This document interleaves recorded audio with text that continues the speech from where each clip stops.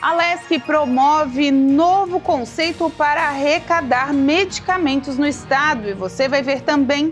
Brasil já atinge a segunda posição no mundo em casos de monkeypox. Índice geral de preços cai em novembro. Estudo realizado pela ONU fala sobre as mudanças climáticas no mundo. Essas e outras notícias você acompanha a partir de agora no Informe Região.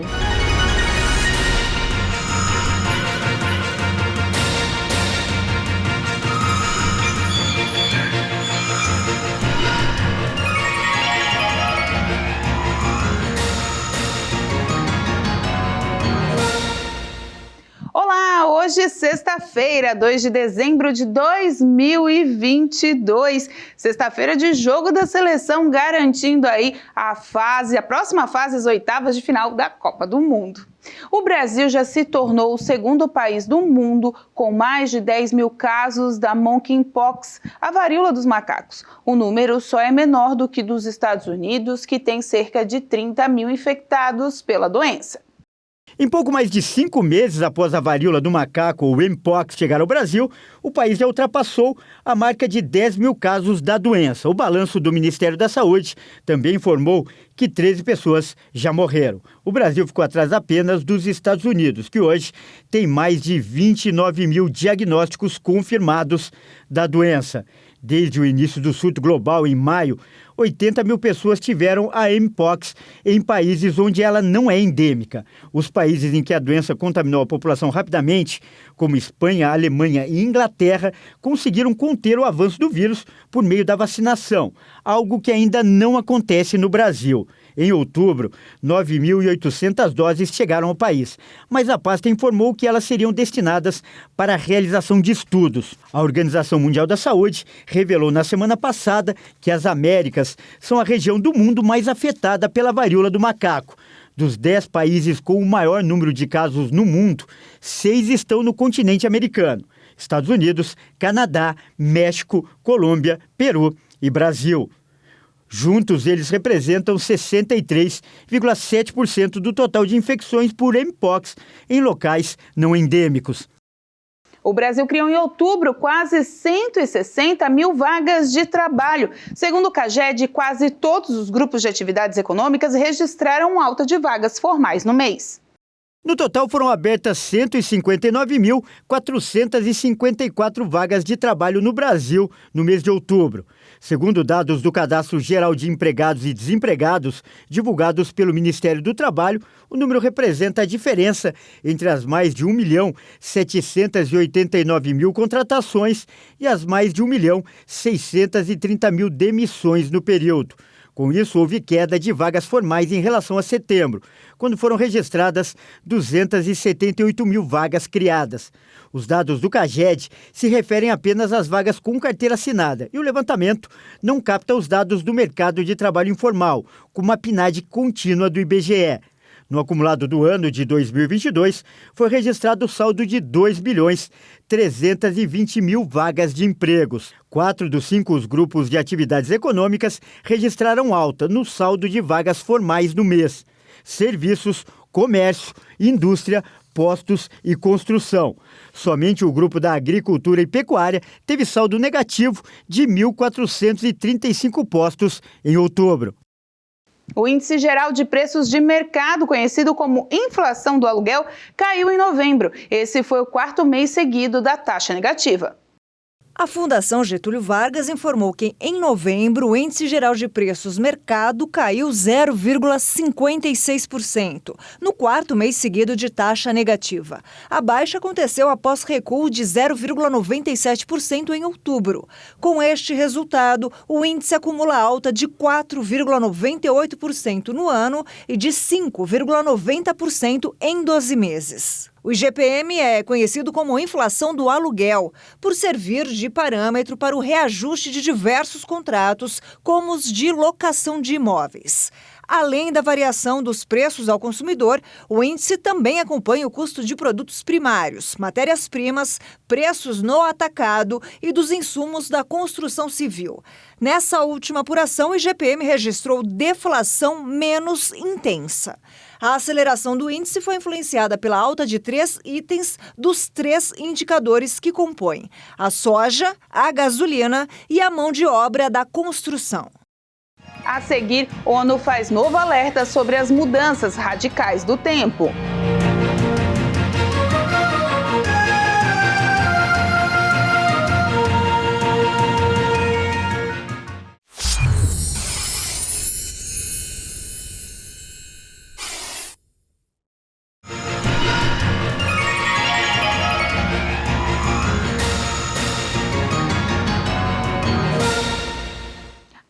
Toyota Motors atingiu um marco em sua produção. A montadora chinesa chegou à marca de 10 milhões de automóveis produzidos a partir de sua linha de produção.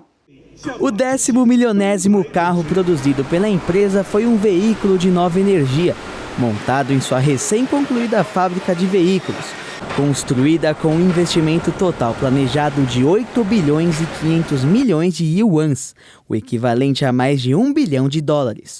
A fábrica contém capacidade de produzir 200 mil veículos. Nos primeiros 10 meses deste ano, a produção acumulada de veículos da Toyota aumentou 10% em relação ao ano passado. Fundada no ano de 1953 na cidade de Changchun, no nordeste da China, a Toyota é vista como o berço da indústria automobilística chinesa. Atualmente, a cidade de Tianjin vive um bom momento, no qual as empresas de veículos completos assumem a liderança no setor.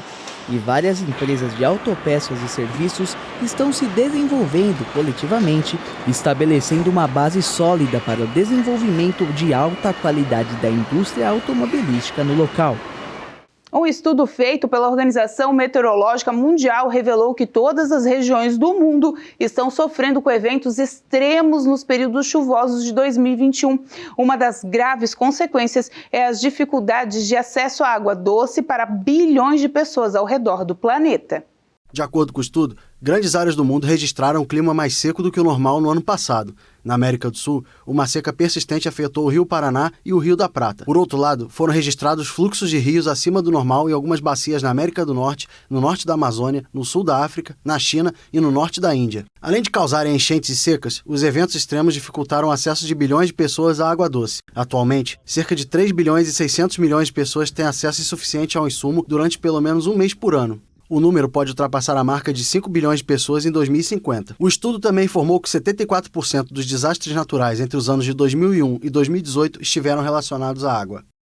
Uma nova plataforma do Google informa em tempo real sobre as enchentes e inundações. Quem navegar pelo Google Maps, fizer buscas no Google ou acessar a nova plataforma Flood Hub, terá acesso a informações sobre enchentes e inundações em tempo real. O novo serviço da Google, disponível em 60 localidades, foi lançado esta semana em Florianópolis e será expandido para outras localidades nas próximas semanas. Com esse serviço, será mais ágil a emissão de alertas, especialmente para comunidades ribeirinhas. Ele registra enchentes graduais, quando é possível acompanhar a subida das águas. Esse serviço já é utilizado em outros países como Índia e Bangladesh. De Brasília, Jaqueline Fonseca.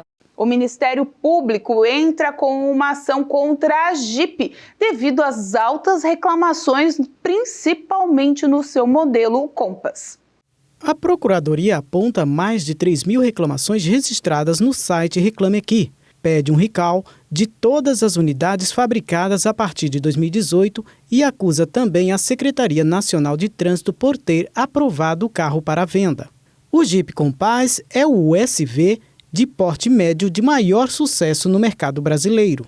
Segundo o Ministério Público Federal, o Jeep Compass apresenta 22 defeitos que não foram resolvidos pela montadora, como o aumento do curso de pedal de freio e gases no sistema de frenagem, ruído excessivo nos freios amortecedores e motor, perda de estabilidade durante paradas bruscas, consumo excessivo de combustível, falhas recorrentes na parte elétrica no sistema start-stop, barulho e ineficiência do ar-condicionado, pane elétrica total, falhas na central de multimídia, falhas e barulhos na caixa de câmbio, falha no sistema ARLA32 e nos sensores dianteiros, traseiros e laterais, defeito nas bombas de óleo com baixa pressão, barulhos na turbina do turbo, problema nos freios a ponto de falharem completamente, defeito na injeção eletrônica e no motor dos veículos e na coluna de direção, falhas que permitem a presença de óleo no radiador, o que ocasiona problemas na transmissão, problemas no alternador e no trocador de calor de transmissão e o aumento da emissão de óxido de nitrogênio em desconformidade com as disposições da resolução do CONAMA. A Stellantis informou que não foi comunicada judicialmente e que vai tratar do assunto no âmbito legal. Entre as providências pedidas pelo Ministério Público Federal está até mesmo a compra dos carros. A seguir, vamos desvendar a Síndrome de Domingo.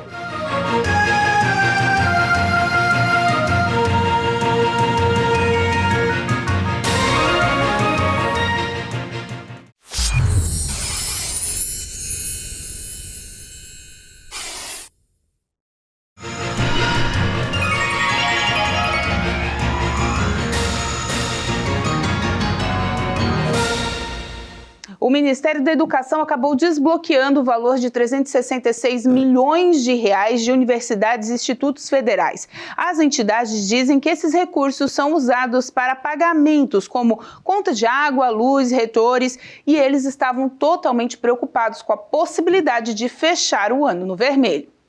Um dia depois das entidades divulgarem que o governo federal realizou bloqueio na verba de universidades e institutos federais, o Ministério da Educação divulgou nesta terça-feira uma nota dizendo que busca soluções sem detalhar o impacto da medida. Ainda no texto, o órgão disse que está avaliando a medida junto ao Ministério da Economia e à Casa Civil. O bloqueio é válido em serviços não obrigatórios como assistência estudantil e custeio dos campos. Anteriormente, o governo havia informado que iria bloquear 5 bilhões e 700 milhões de gastos do Orçamento Geral da União de 2022 em todas as áreas. Fazer com que medicamentos com prazo de validade vencido ou que sobram de algum tratamento tenham destinação adequada e não sejam jogados no lixo comum ou no esgoto doméstico, contaminando o meio ambiente com substâncias que podem ser até tóxicas. Esse é o projeto de lei do deputado estadual Kennedy Nunes, que teve o veto parcial derrubado em plenário. Fazer com que medicamentos com prazo de validade vencido ou que sobraram de algum tratamento tenham destinação adequada e não sejam jogados no lixo comum ou no esgoto doméstico, contaminando o meio ambiente com substâncias que podem ser tóxicas. Esse é o objetivo de um projeto de lei de autoria do deputado Kennedy Nunes, que foi aprovado pelos parlamentares. A proposta dispõe sobre a logística reversa de medicamentos e busca definir as responsabilidades na destinação dos medicamentos descartados pelo consumidor.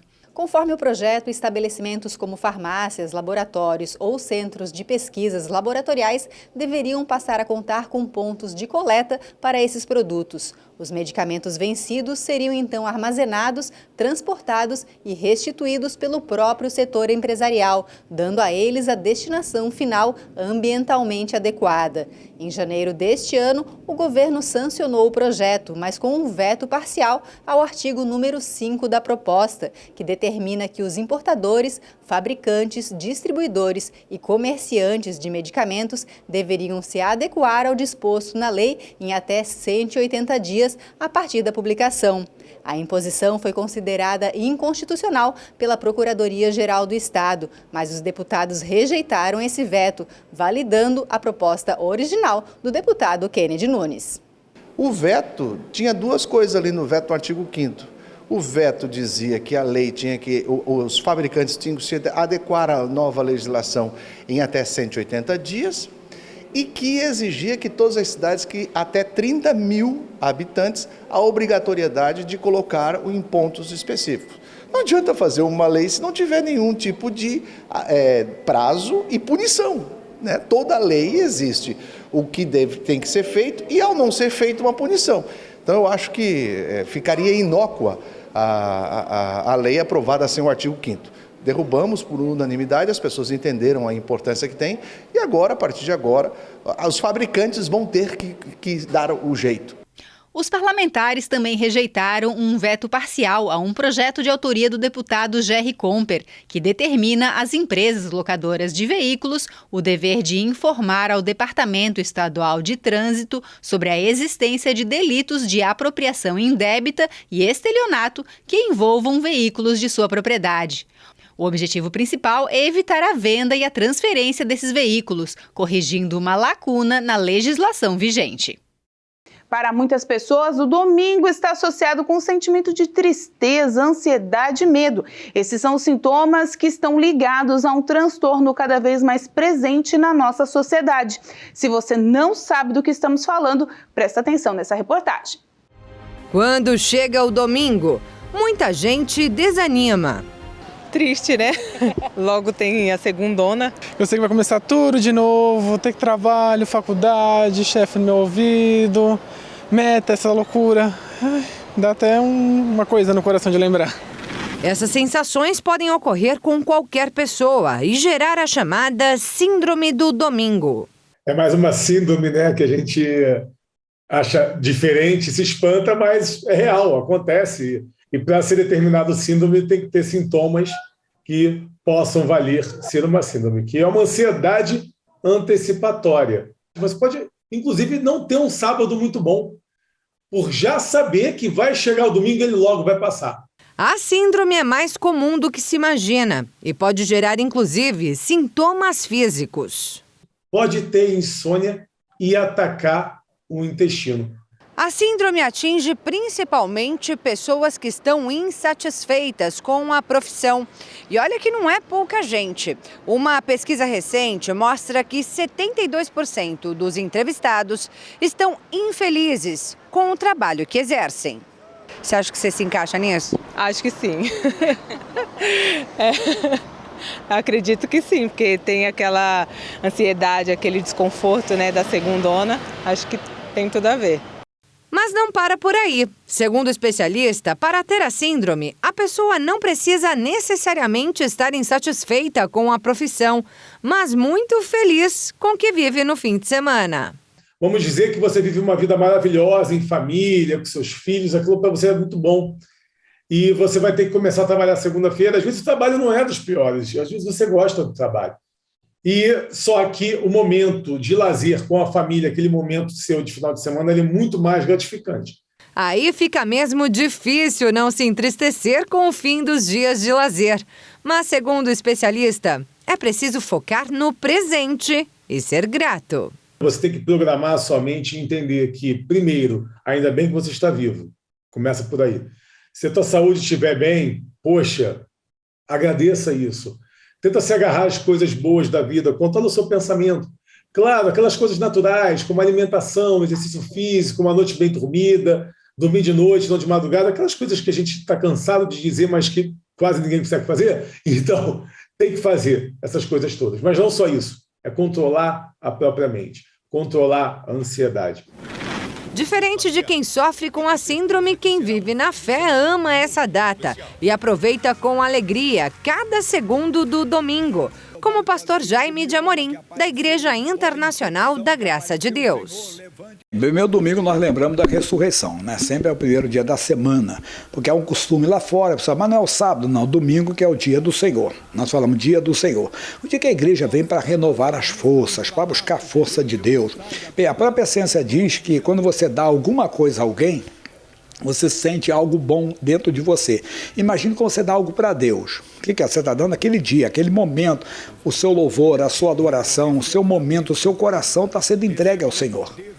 Quem frequenta a igreja no domingo com essa fé encara a semana de cabeça erguida, é isso? É isso que está faltando para muita gente. A pessoa tem que, eu costumo brincar assim, que é recarregar as baterias, né? É a recarga que, para os membros da igreja, transforma o domingo e faz dele o dia mais especial da semana. Aquele bate-papo na entrada da igreja, que ali não é lugar de fofoca não, né? É lugar de falar um pouco da palavra, de contar a experiência com Deus e tudo. Antes do culto e aquela conversa com os irmãos se torna uma família. E é claro, fora aquelas experiências com o Espírito Santo. E com essa informação a gente encerra o Informe Região desta sexta-feira. Lembrando para você que essas e outras notícias você acompanha seguindo as nossas redes sociais, @TV Primavera no Instagram e no Facebook. E também para os vídeos pode dar uma passadinha no nosso canal do YouTube, /TV Primavera Criciúma. A todos vocês, uma boa noite de sexta e um bom final de semana.